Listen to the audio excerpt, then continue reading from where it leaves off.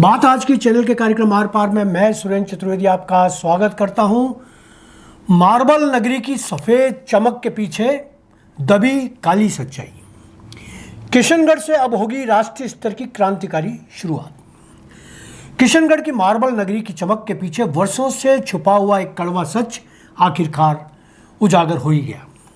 इस शहर के खेत, सड़कें और भूजल मार्बल स्लरी के जहर से बर्बाद होते रहे और उद्योगपति मुनाफा कमाते रहे। प्रदूषण नियंत्रण बोर्ड और प्रशासन की चुप्पी ने हालात को इतना बिगाड़ दिया कि अब अदालत को दखल देनी पड़ी।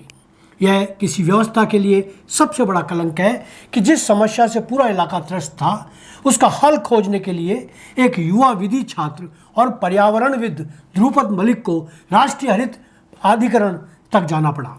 इस मामले में एनजीटी द्वारा गठित समिति ने स्पष्ट किया है कि अगर उद्योगों को खुली छूट मिलती रही तो यह चमकदार कारोबार जनता की जिंदगी के लिए मौत का सौदा साबित होगा।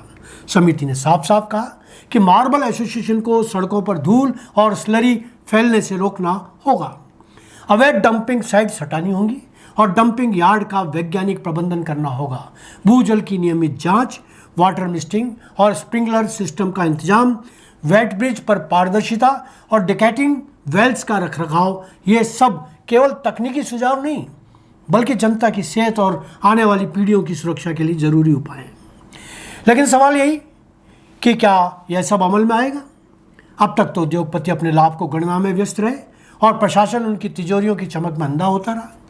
परिणाम यह हुआ कि किशनगढ़ की जनता धूल, गंदगी और प्रदूषित पानी के बीच बीमारियों से जूझती रही।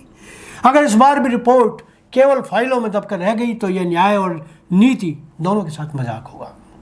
एनजीटी में 26 सितंबर को होने वाली अगली सुनवाई केवल एक तारीख नहीं है, यह उस सोच की परीक्षा है जो विकास को पर्यावरण और जनता की कीमत पर हासिल करना चाहती है।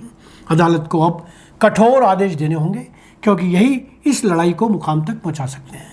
किशनगढ़ से उठी यह आवाज़ केवल स्थानीय समस्या नहीं बल्कि पूरे देश के लिए चेतावनी है। अगर उद्योग और सरकारें जवाबदेह नहीं बनी तो विकास की यह चमक अंततः विनाश के अंधेरे में बदल जाएगी। सच्चाई यही है कि आर्थिक समृद्धि तभी सार्थक है जब वह जनता की सेहत और पर्यावरण की बलि लिए बिना हासिल हो जाए। यह पहला अवसर है जब मार्बल स्लरी जैसे खनिज अपशिष्ट के सुरक्षित निस्तारण पर एक राष्ट्रीय स्तर की नीति बनाने की पहल की जा रही है, जिससे देश भर के अन्य मार्बल क्लस्टरों को भी पर्यावरणीय मानकों का पालन सुनिश्चित कराया जा सकेगा। धन्यवाद। आज इतना ही।